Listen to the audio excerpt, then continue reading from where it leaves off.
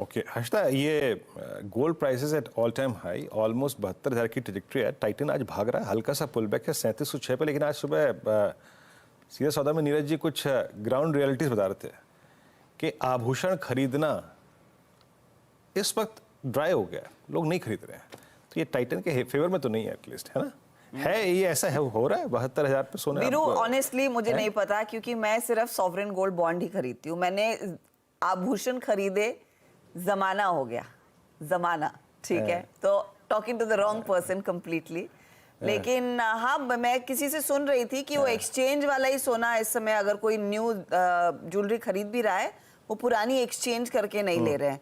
तो ये chart check या फिर ये मार्केट चेक आप गलत आदमी से करा रहे हो।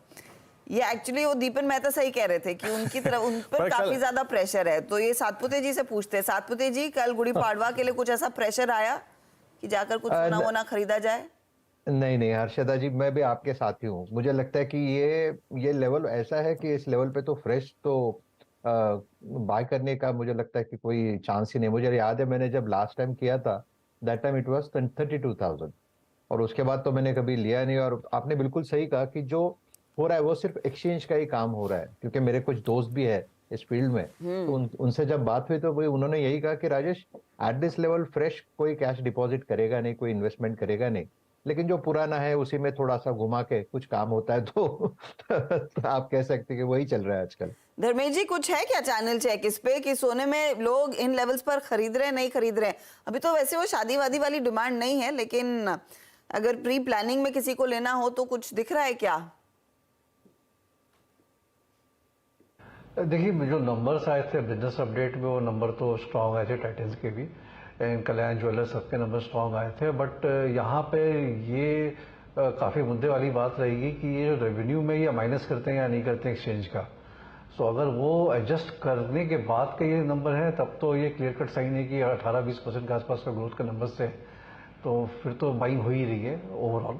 थोड़ा बहुत एक्सचेंज का बढ़ा होगा शेयर, बट द बाइंग हो रही है। बट हैविंग सेड दैट, मैं बहुत क्लियरली बोलना चाहता हूँ कि मुझे ये क्लैरिटी नहीं है कि ये जो नंबर्स आए थे इसमें एक्सचेंज वाला एडजस्टमेंट के बाद का नंबर है या पहले का नंबर है।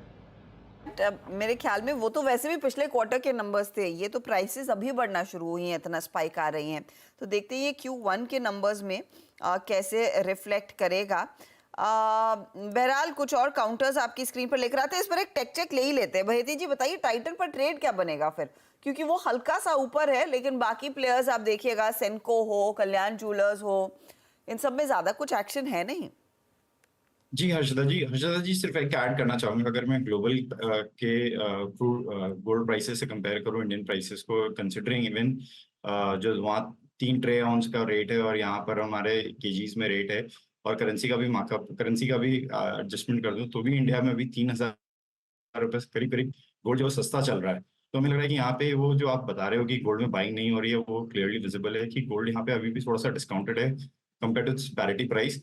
और जैसे आपका टाइटन का सेटअप बना हुआ है, 20 डेमा पे प्लेस्ड है, और जहां से एक सपोर्ट जोन से अभी बाउंस बैक वापस देने का अटेम्प्ट कर रहा है, हमें लग रहा है कि एक अच्छा जोन है, खरीदारी की जा सकती है। यहाँ पे 3670 का एक स्टॉप लॉस लगाना, हमें लग रहा है इसमें वेल प्लेस्ड है 3350 तक के लेवल दिखाने के लिए।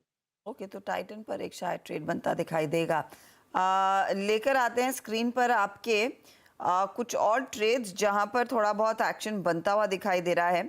एक तो BPCL स्क्रीन पर रखिएगा। और प्रशांत, आप बताइए आज का ये पुल बैक अगला लेवल क्या रहेगा? करीब 600 के आसपास लौटता हुआ ये काउंटर नजर आने लगा है।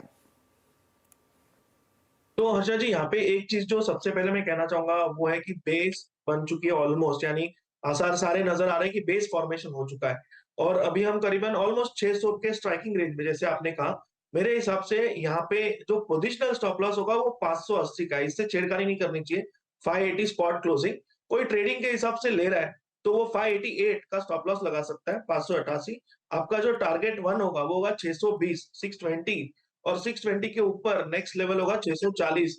ओवरऑल मुझे लग रहा है सिर्फ वॉल्यूम और मोमेंटम पिक होने की देरी है, जो शायद ये 605 क्रॉस हो जाए तो बहुत जल्द हो सकता है। ओके, BPCL 596 पर। मीनवाइल मैंने कल क्लोजिंग में भी इस बात का उल्लेख कर रहा था कि जो स्टैट्स पावर स्टॉक्स के हैं वो बहुत इम्प्रेस कर रहे हैं। टाटा पावर, एनटीपीसी और एक मेरे ख्याल से सीएससी का जिक्र मैंने किया था। टाटा पावर अब अपने ऑल टाइम हाई पे ट्रेड करता हुआ 435.70 पे। प्रकाश सर, बहुत ही खूबसूरत पैटर्न और आई थिंक एक टिपिकल राउंडिंग बॉटम का ब्रेकआउट यहाँ पे ऑल टाइम हाई। आप कैसे अप्रोच करेंगे टाटा पावर को इस वक्त? पर ट्रेड कर रहा है Tata power, pattern bye mode पर है, स्टॉप लगाना चाहिए अराउंड 430 का 6 रुपीज और कंटिन्यू राइट द ट्रेंड। तो नियर टर्म टारगेट मुझे लगता है 450 का होना चाहिए, 15 रुपीज अप फ्रॉम वेयर। उसे 1-2-3 दिन लग सकते हैं, लेकिन the safer bet Tata power बिल्कुल बाय मोड पर। जी हाँ, टाटा पावर बाय मोड पे 436.50। एक पॉसिबल स्टॉप लॉसेस भी आपको दे दिए गए हैं। एक चीज़ और अच्छी हो रही है देखिए, और वो है रिलायंस एक तो डी हाई पर आ गया है अब 2967 पे। एक इंडेक्स में आपने रिवर्सल देखा होगा अब तक जो नज़र आ रहा है। Look at Nifty PSU bank index. Nifty PSU bank index का कल का लो था 10 डे एक्सपोनेंशियल मूविंग एवरेज और आज का लो भी वही है 10 डे एक्सपोनेंशियल मूविंग एवरेज। कल के लॉसेस को अप्रॉक्सीमेटली 50% कंपनसेट कर चुके हैं। दैट मीन्स एक थ्रस्ट एसबीआई, दैट मीन्स एक थ्रस्ट कैनरा बैंक जनरेट कर रहा है और वो बैंक निफ्टी को स्विंग दे रहा है। मेरे लिए एज ऑफ नाउ दो चीज़ें स्क्रीन पे इंप्रेस कर रही हैं, इट्स पीएसयू बैंक स्टॉक्स और रिलायंस 2970। पीएसयू बैंक्स में मानस कुछ पिक करेंगे आप? देखिए जो ट्रेंड है वो स्टॉक में जो पीएसयू बैंक है वो उसमें तो डेफिनेटली पॉजिटिव है। अगर एक ट्रेड लेना होगा तो स्टेट बैंक ऑफ इंडिया पे ही ट्रेड लेना होगा क्योंकि 10 डे मूविंग एवरेज के ऊपर लगातार स्टॉक ट्रेड कर रहा है। मेरा समझना है कि ऊपर की तरफ ही हमें ब्रेकआउट देखने को मिलेगा। करंट लेवल्स पे आप 762 662 के स्टॉप लॉस से खरीदारी कर सकते हैं। टारगेट अगर 1 से 2 दिनों की बात करें तो 782 तक के टारगेट्स पॉसिबल है। ओके, तो पीएसयू बैंकों में एसबीआई एक इंटरेस्टिंग ट्रेड 782 तक के लेवल्स देखने को मिलेंगे। इंटरग्लोब एविएशन पर हम कुछ देर पहले बात कर रहे थे आशीष चतुर्मोता से। प्रशांत, एक बार नजर डालेंगे इस ट्रेड पर, करीब 3.5% का इजाफा ये काउंटर दिखा रहा है। क्या 3668 पर नया सौदा लें? तो हर्षा जी, मैंने जस्ट ये चार्ट चेक किया था और मुझे लग रहा है कि एक बहुत बड़ा ब्रेकआउट आया है, बट यहाँ पे रिस्क रिवॉर्ड जस्टिफाई नहीं कर रहा है। अगर कोई लेना भी चाहे, अगर आपको जस्ट इंट्राडे के हिसाब से ट्रेड करना हो, तो मुझे लग रहा है अभी हम 3765-70 के बीच ट्रेड कर रहे हैं। आप स्टॉप लॉस सिर्फ रखिए 3750, 3750, 0.5% रिस्क। ये ट्रिगर हो जाए तो बाहर हो जाइए। जब तक ये बरकरार है आपको शायद 3800 के लेवल दिख सकते हैं, but stop loss strict 3750। Okay, तो ये फिलहाल स्ट्रिक्ट स्टॉप लॉस के साथ ही ट्रेड लेना है अगर आप इस मोमेंटम को चेज करना चाहते हैं। पेट्रोनेट एलएनजी पर राजेश जी नजर गई क्या? क्योंकि आप वैसे गैस कंपनियों की बात कर रहे थे, पेट्रोनेट एलएनजी में एक मोमेंटम है आज सुबह सवेरे। स्टॉक करीब 3% ऊपर और ओआई एडिशन 4% का जोड़ लिया है। अच्छा खासा मोमेंटम, नेली 14 लाख शेयरों का ओआई जुड़ा है।